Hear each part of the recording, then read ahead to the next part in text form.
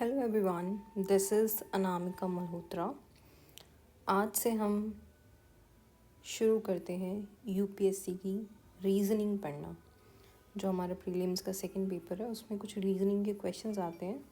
हमें in detail तो कुछ पढ़ना नहीं है ज़्यादा, बट तब भी ऊपर ऊपर से देख लेते हैं कैसे कैसे क्वेश्चंस आते हैं और हमें कैसे सॉल्व करने हैं। तो इस वीडियो में हम उसकी थ्योरी पढ़ लेते हैं एंड नेक्स्ट वीडियो में हम इससे रिलेटेड क्वेश्चंस करेंगे जो हमारे प्रीवियस ईयर आ चुके हैं। ओके, सो हमारा फर्स्ट जो चैप्टर है that is coding and D coding. तो कोडिंग एंड डी कोडिंग में क्या है कि हम अल्फ़ाबेट से रिलेटेड क्वेश्चंस देखेंगे कि क्या क्या क्वेश्चंस पूछे जाते हैं उनकी फॉरवर्ड डायरेक्शन में, रिवर्स डायरेक्शन में, कि ये जो अल्फ़ाबेट्स है ये वाला कोड रिप्रेजेंट कर रहा है। तो that is code and decoding कि ये वाला वर्ड ये कोड रिप्रेजेंट कर रहा है, ये वाला वर्ड ये कोड रिप्रेजेंट कर रहा है। देन टेल मी कि ये वाला जो वर्ड होगा वो कौन से कोड को रिप्रेजेंट करेगा। So these kind of questions.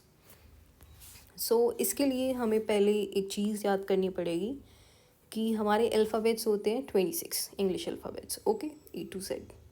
अब हम उनको फॉरवर्ड ऑर्डर में भी याद करेंगे और उनको बैकवर्ड ऑर्डर में भी याद करेंगे। तो आप इनको एक पेज पे लिख लो कि ABCDEFGH दैट आर अल्फ़ाबेट्स, उनका forward order 1 to 26 and backward order.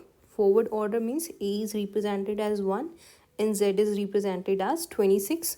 Okay, and backward order is कि Z is represented as 1 and A is represented as 26. If someone asks that what is the backward order of a letter, ठीक है, अगर आपको उस letter का forward order दे रखा है तो हम सिंपली उसे निकाल सकते हैं इस फॉर्मूले से that backward order of a letter is 27 minus forward order position of that letter. अब नेक्स्ट क्वेश्चन है कि अगर कप जो है वो रिप्रेजेंट करता है 40 को, देन काइट जो है उसका सम कितना होगा या वो कितने रिप्रेजेंट करेगा। तो अगर हम कप का देखें तो 40 कैसे आया, हमें पहले ये देखना है। तो कप का 40 कैसे आया कि इसने जो इसका अल्फ़ाबेट ऑर्डर है उसको ऐड करके उसका 40 आया। जैसे सी जो होता है वो 3 नंबर पोजीशन पे होता है, यू जो होता है वो 21 नंबर पे एंड पी जो है वो 16 नंबर पे। ओके, तो इनका जो टोटल हो गया वो हो गया 40। ऐसे ही हम काइट में वही उनके जो अल्फ़ाबेट्स के ऑर्डर हैं फॉरवर्ड ऑर्डर्स में हम उनका एडिशन करेंगे और जो आंसर आएगा that will be our answer. ठीक है, जैसे काइट है, काइट में के की जो पोजीशन है वो 11 है, आई की 9 है, टी की 20 है एंड ई की 5 है। Then the total will be 45। तो हमारा आंसर जो होगा वो डी होगा 45। अब ऐसे नेक्स्ट क्वेश्चन है what is the number place of G from right side. From right side का मतलब है कि बैकवर्ड ऑर्डर।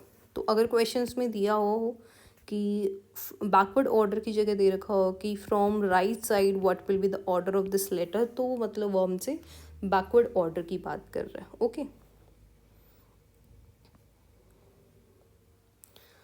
अब ऐसे ही नेक्स्ट क्वेश्चन है। तो हमने वो फॉर्मूला देखा था कि 27 में से हम माइनस कर देंगे उसका फॉरवर्ड ऑर्डर क्या है जी का। तो जी का जो फॉरवर्ड ऑर्डर होता है वो होता है 7।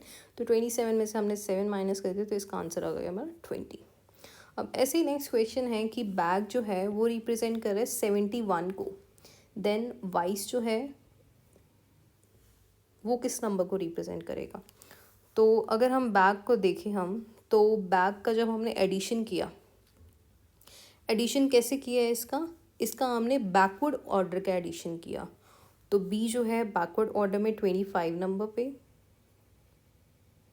सॉरी ए जो है वो 26 नंबर पे एंड जी जो है वो 20 नंबर पे। ओके,